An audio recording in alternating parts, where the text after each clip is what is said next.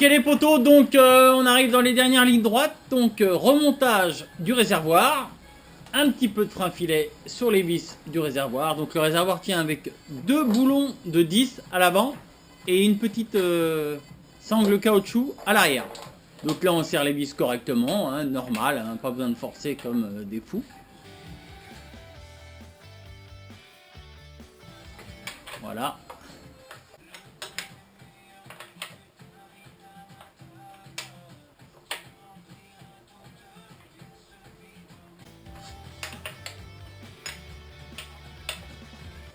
Ensuite, on va connecter la durite. Donc il fait froid dans l'atelier, donc on n'hésite pas à écraser plusieurs fois la durite pour assouplir un petit peu le caoutchouc. Hein. La chaleur de vos doigts plus l'écrasement du caoutchouc va provoquer une petite souplesse. Et ça rentre tout seul sur le carbu. Voilà. Donc ensuite, avec la pince, on met le petit collier. Comme ça, la durite est verrouillée. Impeccable fonctionnement du robinet d'essence. On, off, réserve, opérationnel. Remontage du guidon. Allez, on va remonter les pontées du guidon. Donc les pontées ont un sens. Hein. Le creux des pontées va sur l'extérieur de la machine. Donc voilà, remontage des pontées. 4 vis de 10 pour la fixation du guidon. Donc ça sert à rien de les serrer à fond dès le départ. Faut regarder un petit peu si voilà l'inclinaison du guidon, ce que ça donne une fois qu'on est sur la machine. Donc on fait un petit montage à blanc. On essaie de monter sur la machine, voir ce que ça peut correspondre si on n'a pas pris de point de repère. Donc ensuite, montage des belles poignées de caoutchouc. Donc là, c'est pas la peine. J'ai essayé sans rien mettre. C'est mort. Donc on va mettre une toute petite goutte de dégrippant et ça va tout seul. Donc si elle est rentrée et que vous avez pu l'enlever, vous en mettez un tout petit peu, vous continuez à pousser et après ça va rentrer tout seul. Hein.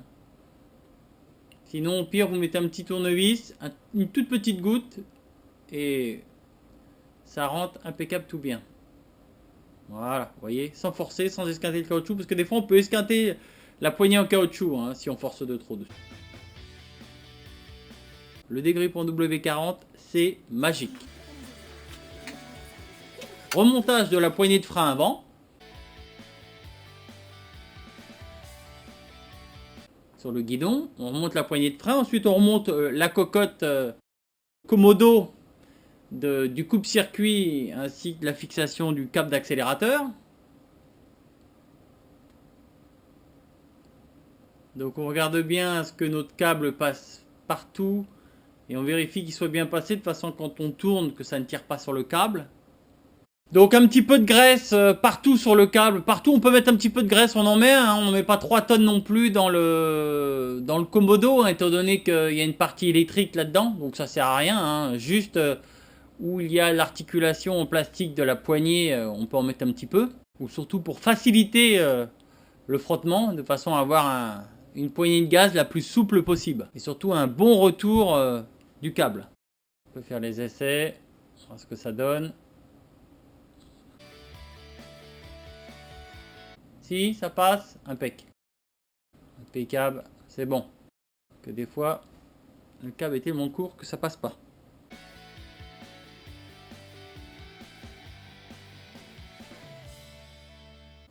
Donc, bien regarder la position, de façon que le câble ne soit pas trop plié, ne soit pas trop haut. Il faut vraiment le juste milieu.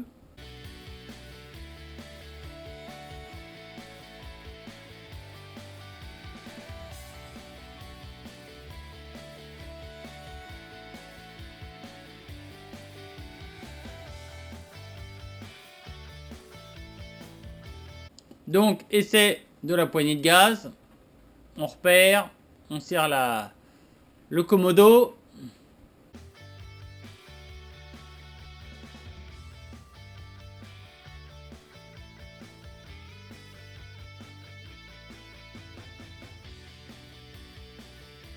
Tac, on vérifie le bon fonctionnement, le bon retour de la poignée de gaz.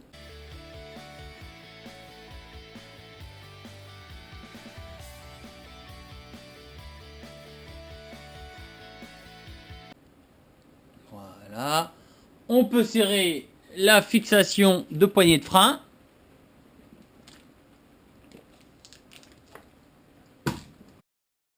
Voilà, impeccable. Voilà, on regarde bien à passer le câble le long du guidon. Un petit peu de graisse le long du câble de frein. Voilà. Là, faut pas lésigner, hein. Il peut jamais y en avoir de trop de la graisse autour d'un câble. Là, on remonte les colliers d'origine qui tiennent le câble sur le guidon du Piwi. Tac. Donc ça sert à rien de les serrer comme tout, hein. Ce qu'il faut, c'est que les câbles ne bougent pas. Rien de plus, hein. Voilà.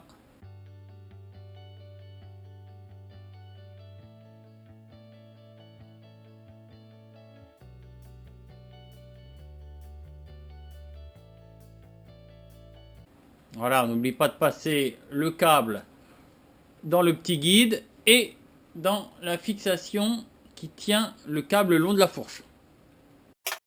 Donc on n'oublie pas le caoutchouc emboîté dans le câble avant de remonter le câble sur la poignée, hein. Donc le plus simple, c'est de remonter par le bas et de finir par le haut. Le caoutchouc qui protège un petit peu l'articulation de la poignée. On serait en été, ça irait nettement mieux, je pense.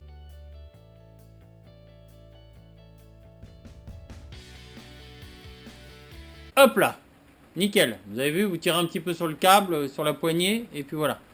Donc on fera notre réglage après, en soulevant la roue, pour être à la limite au niveau du tambour. Donc en haut, notre réglage de poignée, on la met à peu près à un petit peu plus de la moitié rentrée, de façon à pouvoir rentrer ou sortir le réglage du haut.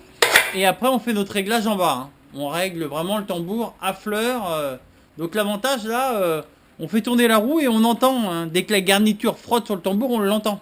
Donc vous tendez votre câble jusqu'à attendre le petit frottement, puis vous redesserrez un petit peu le câble. Comme ça, c'est nickel, quoi. La garniture est au plus près dans le tambour, sans frotter. C'est l'objectif, hein, que ça ne frotte pas. Si ça frotte, ça va vous ralentir, ça va vous freiner et ça va esquinter la garniture. Donc une fois que c'est réglé, vous resserrez le contre-écrou qui sert à bloquer la gaine du câble de frein de la roue avant. On serre la petite patte qui maintient le câble bien parallèle à la fourche. Une petite goutte de frein filet sur la vis. Ça coûte rien et ça évite de perdre la vis.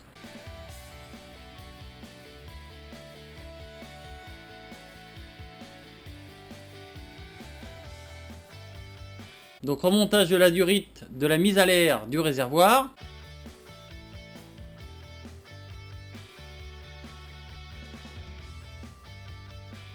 Un petit riselant qui bloque la poignée de frein de façon à ce que la machine ne bouge pas sur la table. Voilà.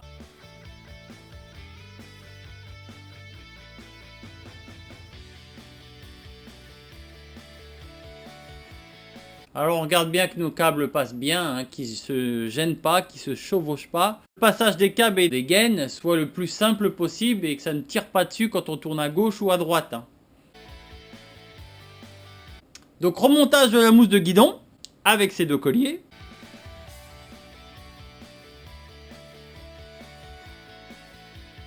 Voilà. Nickel. Mousse de guidon opérationnelle.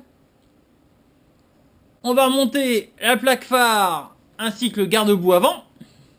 Donc qui tient avec deux boulons de 10 qui sont sur une patte sous le T de fourche inférieure et une vis cruciforme qui se trouve au niveau de la plaque phare.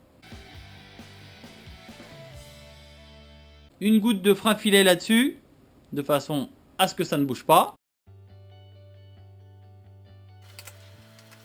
Donc ensuite, on va passer au montage du silencieux sur la ligne d'échappement. Donc on met le petit caoutchouc qui fait la liaison entre le silencieux et l'échappement et le collier au-dessus.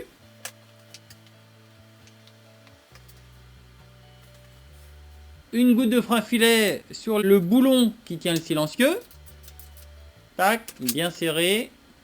On met le collier sur le caoutchouc qui fait la liaison silencieux-échappement. Montage de la coque arrière. Voilà, montage de la coque arrière. Faudra découper la petite bavette en caoutchouc au niveau du passage de l'échappement.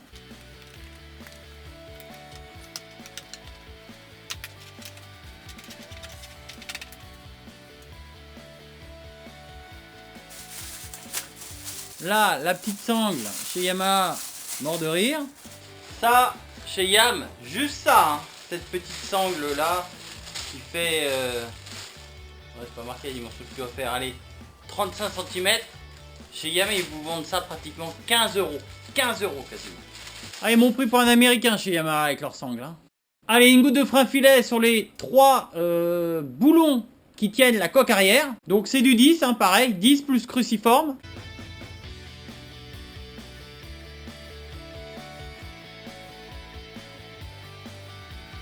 Remontage de la selle. On remet les 2 écrous qui tiennent la selle sur la coque arrière.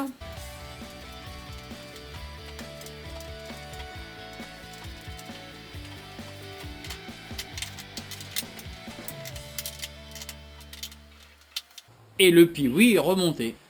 Voilà le Piwi 80 entièrement remonté devant vous. Tout est réinstallé.